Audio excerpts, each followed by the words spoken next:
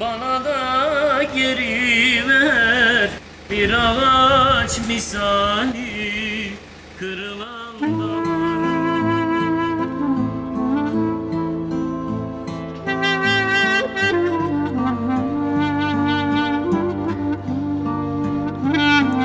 Yaşamak artık kolay değil.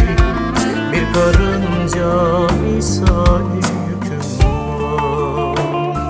Zor geliyor bu dünya değil.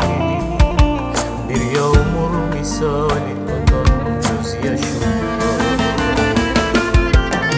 Bitsin ne olur bu çile, bu dertler, hayata tutunsun, kavuşsun bütün eller.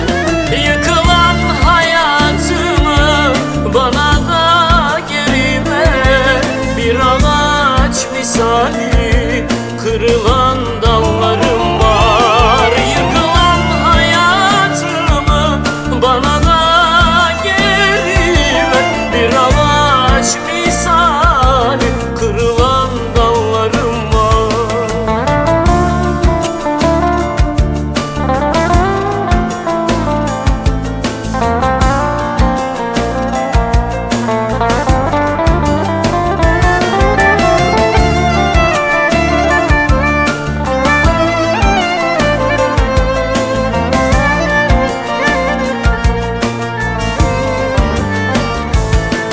Bu şehir bana dar geliyor. Sokaklarda hala hatıralar var. Çekip gitmek bile çare değil.